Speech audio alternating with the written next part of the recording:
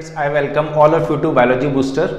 और दोस्तों ये जो वीडियो है ये 12th बायोलॉजी स्टूडेंट्स के लिए है। और 12th बायोलॉजी में जैसे कि चैप्टर नंबर 11 हम लोग कर रहे हैं बायोटेक्नोलॉजी प्रिंसिपल एंड प्रोसेसेस। ठीक है, तो बायोटेक्नोलॉजी प्रिंसिपल एंड प्रोसेसेस पे ऑलरेडी 3 वीडियो मैंने अपलोड कर दिए हैं, ये चौथा वीडियो है। ठीक है, तो पिछले वीडियो में हमने एग्रोस जेल इलेक्ट्रोफोरेसिस जो होता है या जेल इलेक्ट्रोफोरेसिस जो होता है उसको डिटेल में समझा था। इस वीडियो में हम जो अदर कंपोनेंट्स हैं जो बायोटेक्नोलॉजी या फिर जेनेटिक इंजीनियरिंग के लिए रिक्वायर्ड हैं वो हम पढ़ने वाले हैं। ठीक है, तो यहाँ पे हम सबसे पहले पढ़ेंगे क्लोनिंग वेक्टर के बारे में। क्लोनिंग वेक्टर क्या होते हैं, फिर वेक्टर्स क्या क्या हैं, उसके बाद हम ये देखेंगे कि वेक्टर्स में क्या क्या क्वालिटीज होनी चाहिए। ठीक है, तो चलिए दोस्तों टाइम को ना खराब करते हुए इसे शुरू करते हैं। ठीक है, सबसे पहले अगर क्लोनिंग वेक्टर की बात की जाए तो हमें ये पता होना चाहिए या हमें ये पता लगाना है कि क्लोनिंग वेक्टर एक्चुअल में होते क्या है। ठीक है, देखो वेक्टर्स मतलब ट्रांसमिट करने वाला कोई चीज। ठीक है, क्लोनिंग वेक्टर क्या है ये एक अलग चीज है, तो इसे समझते हैं। देखिए, a cloning vector is a small piece of DNA taken from any organisms into which a foreign DNA fragments can be inserted for cloning purpose. ठीक है, देखो सबसे पहले आप ये समझ लें, वेक्टर दोनों टर्म को अगर आप स्प्लिट करें तो वेक्टर मतलब होता है फैलाने वाला। ठीक है, और क्लोनिंग मतलब क्या होता है, जो रेप्लिकेट करे, मतलब क्लोन्स बना ले, डुप्लीकेट कॉपीज बना दे। ठीक है, तो हमें कोई जो डिजायर्ड डीएनए है उसकी कॉपीज बनानी है। ठीक है, तो उसकी कॉपीज कैसे बनाएंगे, हम किसी अदर ऑर्गेनिज्म में उसे तभी इंसर्ट कर सकते हैं जब हम किसी वेक्टर के थ्रू उसे अदर जो होस्ट ऑर्गेनिज्म है उसमें पहुंचाएं। ठीक है, देखो हमारा मकसद क्या है, ये जो डिजायर्ड डीएनए है इसको हम पहुंचाना चाहते हैं किसी होस्ट के अंदर। ठीक है, लेकिन कमाल की बात यह है कि जो डिजायर्ड डीएनए है इसे ऐसे समझें आप। ठीक है, देखो यहां पे ऐसे समझें इसे कि ये जो है ये है आपका डिजायर्ड डीएनए जो आपको किसी होस्ट के अंदर पहुंचाना है। लेकिन प्रॉब्लम ये है कि डिजायर्ड डीएनए होस्ट के अंदर डायरेक्टली नहीं पहुंच सकता है, इसको वेक्टर की मदद चाहिए। तो ये एक वेक्टर है, तो ये डिजायर्ड डीएनए जब इस वेक्टर के अंदर जाएगा, इससे बाइंड होगा तो इस तरीके से बिल्कुल फिक्स हो जाएगा। ठीक है, अब ये जो डिजायर्ड डीएनए है, ये जो वेक्टर है, ये इसको होस्ट के अंदर लेके जाएगा, इस डिजायर्ड डीएनए को। समझ पाए इस बात को आप? तो यहां पे क्लोनिंग वेक्टर इसे नाम दिया गया है। क्या नाम दिया गया है दोस्तों?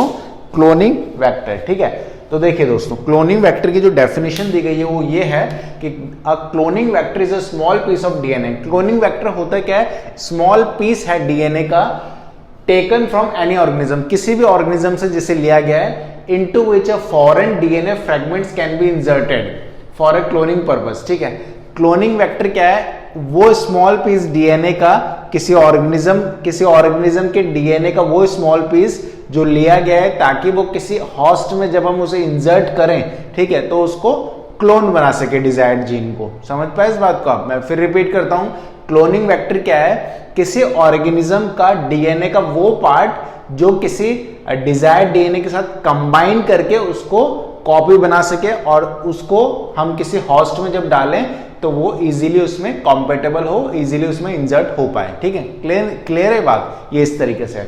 इसके बाद plasmid and bacteriophage have the ability to replicate within bacterial cells independent of the control of chromosomal DNA. ठीक है, देखो इसमें प्लाज्मिड है, ये मतलब आपको एग्जाम्पल दिए एक तरीके से किसके, क्लोनिंग वेक्टर के। तो प्लाज्मिड और बैक्टीरियोफेज जो होता है ये एबिलिटी रखते हैं रेप्लिकेट करने का within bacterial cell, bacterial cells के अंदर जाके ये काबिलियत रखते हैं रेप्लिकेट करने का। ठीक है, independent of the control of chromosomal DNA. ठीक है, मतलब इनका जो क्रोमोसोम होता है ना, ठीक है, क्रोमोसोमल डीएनए तो है ही इनके अंदर, लेकिन वो इस प्रोसेस में योगदान नहीं दे रहा है। ठीक है, इस प्रोसेस में योगदान कौन सा डीएनए दे रहा है, जो इनका सर्कुलर डीएनए है वो। तो इनका जो सर्कुलर डीएनए है वो एक काबिलियत रखता है कि जब वो बैक्टीरियल सेल के अंदर जाएगा तो रेप्लिकेट कर पाएगा। ठीक है, क्लियर है बात? होप आप इसे समझ पाए होंगे। यहाँ पे एग्जांपल दिए हुए हैं बैक्टीरियोफेज और प्लाज्मिड के। ठीक है, वेक्टर्स में भी वेक्टर्स हो सकते हैं जैसे कि प्लाज्मिड ऊपर बताया भी, या फिर बैक्टीरियोफेज। ठीक है, अब प्लाज्मिड क्या होते हैं, प्लाज्मिड होते हैं these are autonomously replicating circular extra chromosomal DNA. Plasmid कोई ऑर्गेनिज्म नहीं है दोस्तों। ठीक है, जैसे मान लो सपोज ये एक ऑर्गेनिज्म है, ये एक छोटा सा मैंने माइक्रो ऑर्गेनिज्म बना दिया, ठीक है। तो दोस्तों इस माइक्रो ऑर्गेनिज्म में क्या होगा, डीएनए होगा। अरे होगा कि नहीं होगा, ठीक है। इस माइक्रो ऑर्गेनिज्म का मान लो ये इस तरीके से क्या है, डीएनए है। ये तो इसका खुद का डीएनए है, ठीक है, जो इसके क्रोमोसोम्स को आगे पहुंचा रहा है अगली जनरेशन तक, सारी चीजें हो रही हैं इस तरीके से, ठीक है। अच्छा, इसके अलावा जो ये ऑर्गेनिज्म है, इसमें एक और डीएनए है, इसमें एक और सर्कुलर डीएनए है जो क्या कर सकता है, कॉपी बना सकता है अपने बहुत सारी। एक्स्ट्रा क्रोमोसोमल डीएनए है ये, ठीक है। और ये जो एक्स्ट्रा क्रोमोसोमल डीएनए होता है दोस्तों, ये इसे ही हम कह रहे हैं प्लाज्मिड, क्योंकि ये क्या कर सकता है, ये किसी डिजायर्ड जीन को अपने पास अपने ऊपर इस तरीके से बाइंड कर सकता है, ठीक है। ये डिजायर्ड जीन को अपने ऊपर इस तरीके से क्या कर लेता है, बाइंड कर लेता है, ठीक है। समझ पाए, इसमें एक काबिलियत है, लेकिन ये जो डीएनए था, इसका ओरिजिनल डीएनए, इसके अंदर ये काबिलियत नहीं है। तो ये जो सर्कुलर डीएनए है किसी ऑर्गेनिज्म का, उसमें एक काबिलियत है कि वो रेप्लिकेट कर सकता है, किसी डिजायर्ड जीन को अपने ऊपर बाइंड कर सकता है, अपने साथ बांध सकता है। इसीलिए इस डीएनए को हम कहते हैं क्या, प्लाज्मिड। तो प्लाज्मिड कोई अलग चीज नहीं है। प्लाज्मिड क्या होता है, डीएनए ही है एक्चुअल में, ठीक है। These are autonomously replicating circular extra chromosomal DNA of an organism, ठीक है। क्लियर ये बात। अब दूसरा है बैक्टीरियोफेज। बैक्टीरियोफेज क्या होता है, इनका नाम लगता है बैक्टीरिया होंगे, लेकिन ये बैक्टीरिया नहीं है दोस्तों, हमेशा याद रखना, ये है वायरस, ठीक है। ये बैक्टीरियोफेज एक्चुअल में होते क्या है, ये होते हैं वायरस। इसके बारे में मैं बताऊंगा, बहुत इंपॉर्टेंट है। Bacteriophage, these are viruses infecting bacteria. लेकिन इनका नाम बैक्टीरियोफेज क्यों रखा गया, क्योंकि वायरस को इन्फेक्ट करने वाले बैक्टीरिया हैं तो ये बैक्टीरिया, लेकिन इनको बैक्टीरियोफेज कहा जाता है। क्यों, क्योंकि बैक्टीरिया को इन्फेक्ट कर देते हैं, ठीक है, या उसे खा जाते हैं, उसे खराब कर देते हैं, उसे डिस्ट्रॉय कर देते हैं, ठीक है।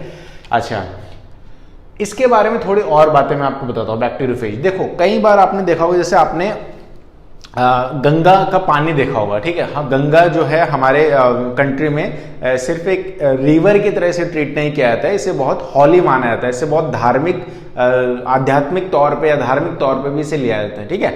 और माना जाता है कि गॉड का ही एक रूप है, मतलब गंगा का जो पानी है, गंगा जो रिवर है वो, ठीक है। अच्छा, इसमें एक खास बात है कि इसका जो पानी है, आप कोई भी नदी, दुनिया की कोई भी नदी का अगर आप पानी लेंगे और उसे रख देंगे तो 2, 4, 5, 10 दिन के बाद उसमें से बदबू आनी शुरू हो जाएगी, उसमें गंदगी हो जाएगी, उसमें कीड़े वगैरह हो जाएंगे, या जो भी चीज़ें हैं वो सड़ जाएगा पानी, ठीक है। लेकिन गंगा का पानी आप 5-10 दिन क्या 5-10 साल भी रखेंगे तो भी वो कभी गंदा नहीं होता है, वो कभी खराब नहीं होता है, और वो कभी स्टिंक नहीं होता है, उसमें से कभी बदबू नहीं आएगी, कुछ भी ऐसा नहीं होगा, खराब नहीं होगा वो। क्यों, ठीक है, ये बहुत इंपॉर्टेंट है। क्यों, तो इसको छोटे लेवल पे जल्दी से मैं आपको बताता हूं। इसके 2 रीजन है दोस्तों, गंगा का पानी खराब क्यों नहीं होता है। पहला रीजन तो यह है कि जब गंगा जहां से आती है, तो ये पहाड़ों वगैरह से जिस तरीके से घूम फिर के इस तरीके से आती है धरातल पे, तो इसमें काफी सारी जड़ी बूटियां मिक्स होते हुए आती हैं, ठीक है। इसका पाथ ही कुछ इस तरीके से बनाया गया है कि जब ये आते हैं इस तरीके से जमीन पे, तो बहुत सारी जड़ी बूटियां, प्लांट्स वगैरह इसमें मिक्स होते हुए आती हैं, सॉइल्स मिक्स होते हुए आती हैं, तो इसमें ऐसी चीजें पाई जाती हैं, ऐसे मिनरल्स हैं जो इसके पानी को सड़ने नहीं देते हैं। दूसरा, बायोलॉजिकल पॉइंट ऑफ व्यू से अगर हम रीजन समझें तो इसमें पाया जाता है बैक्टीरियोफेज, गंगा के पानी में पाया जाता है बैक्टीरियोफेज, और ये बैक्टीरियोफेज क्या करता है, वायरस को खा जाता है, ठीक है, सॉरी, बैक्टीरिया को खा जाता है। ये बैक्टीरियोफेज जो कि खुद वायरस है, गंगा के पानी में पाया जाता है, और ये सारे बैक्टीरिया को क्या कर देता है, खा जाता है। अब बैक्टीरिया नहीं बचेंगे अगर पानी में, तो इन्फेक्शन के चांसेस कम है, ठीक है, बीओडी कम हो जाएगा। अब बीओडी सीओडी क्या होता है, ये खैर हम डिटेल में समझेंगे इकोलॉजी चैप्टर में, लेकिन बीओडी को शॉर्ट में बता देता हूं। एक अमाउंट ऑफ वाटर में जितने माइक्रो ऑर्गेनिज्म कंज्यूम कर रहे हैं ऑक्सीजन को, उसको कहते हैं बीओडी, बायोकेमिकल ऑक्सीजन डिमांड, ठीक है। अब बीओडी अगर कम है तो ऑब्वियस सी बात है माइक्रो ऑर्गेनिज्म भी कम है, ठीक है। तो ये माइक्रो ऑर्गेनिज्म कम होते हैं, अगर माइक्रो ऑर्गेनिज्म किसी पानी में कम होंगे तो ऑब्वियस सी बात है उसमें इन्फेक्शन के चांसेस कम हो जाएंगे, ठीक है। तो माइक्रो ऑर्गेनिज्म नहीं है गंगा के पानी में, बहुत कम है। क्यों, इसके वजह से सारे बैक्टीरिया वगैरह, जो माइक्रो ऑर्गेनिज्म है, बैक्टीरिया वगैरह जितने भी हैं, जीवाणु वगैरह, उनको खा जाता है, उनको खराब कर देता है, उनको डिस्ट्रॉय कर देता है, इसलिए गंगा का पानी जो है वो सड़ नहीं पाता है, ठीक है। क्लियर ये बात दोस्तों, आपको ये समझ में आया होगा, इस बात को आप हमेशा याद रखिएगा, ठीक है। एग्जाम पॉइंट ऑफ व्यू से ही जरूरी नहीं है, वैसे भी जरूरी है। कभी आप इंटरव्यू वगैरह में जाएंगे तो कई बार पूछते हैं कि गंगा बहुत इंपॉर्टेंट रिवर है हमारी कंट्री की और उसका पानी क्यों नहीं सड़ता है, उसको इतना इंपॉर्टेंस क्यों दी जा रही है, मतलब क्या ऐसा, ठीक है इंपॉर्टेंस दी जा रही है तो एक अलग इशू हो गया, ठीक है, लेकिन मतलब ऐसा क्या खास है इसके पानी में कि ये सड़ता नहीं है। तो रीजन क्या था, एक तो इसका पाथ स्पेशल है, इसमें बहुत सारी जड़ी बूटियां वगैरह चीजें मिक्स होते हुए आती हैं। दूसरी चीज इसमें बैक्टीरियोफेज वायरस पाया जाता है जो कि सारे बैक्टीरिया को खा जाता है, तो इसको सड़ने नहीं देता है वो, ठीक है, क्लियर है बात। अच्छा, इसके बाद आगे बढ़ते हैं। The best known vector is the plasmid vector. सबसे ज्यादा नोन या सबसे ज्यादा फेमस जो वेक्टर है वो है प्लाज्मिड वेक्टर, इसको आप याद रखना, ठीक है, ज्यादातर इसी को हम बायोटेक में यूज करते हैं, कॉम्पिटेबल भी है ये, ठीक है। इसके बाद PBR 322 is the first artificial cloning vector. इसका स्ट्रक्चर जो है एनसीईआरटी में भी दिया हुआ है, कई बार पूछता है, 3 नंबर 5 नंबर में कई बार आता है, इंपॉर्टेंट है। PBR 322 is the first artificial cloning vector. First artificial यानी कि जो हमने बनाया है। देखो वेक्टर नेचुरल भी होते हैं, कुछ एक हम ले लेते हैं कहीं से और कुछ हम खुद बनाते हैं, यानी कि नेचुरल भी है, ठीक है। तो ये डिपेंड करता है कि आप कहां से वेक्टर यूज कर रहे हैं। लेकिन अगर हम बात करें नेचुरल वेक्टर की तो PBR 322 एक फर्स्ट आर्टिफिशियल क्लोनिंग वेक्टर है, सॉरी नेचुरल नहीं है, आर्टिफिशियल क्लोनिंग वेक्टर है जो हमने बनाया है, मैन मेड है मतलब, ठीक है। Developed in 1977। वैसे डेट्स वगैरह मैंने पहले बताया था, बायो में इतने इंपॉर्टेंट नहीं है, लेकिन जो एनसीईआरटी में गिवन है वो तो हमें याद रखनी है। तो 1977 में पहला जो है ये PBR 322 आर्टिफिशियल क्लोनिंग वेक्टर को बनाया गया था। किसने बनाया था, इंपॉर्टेंट है, बॉलिवर, साइंटिस्ट का नाम है, एंड रॉड्रिग्वेज। नाम थोड़े अजीब से होते हैं, अजीब से क्या, इनको अजीब नहीं लगता होगा, हमारे नाम इनको अजीब लगते होंगे, ठीक है, कि राम रहीम, ये क्या नाम है अजीब सा, ठीक है, लेकिन इनके लिए यही सही है, हमें तो याद करने से मतलब है, ठीक है।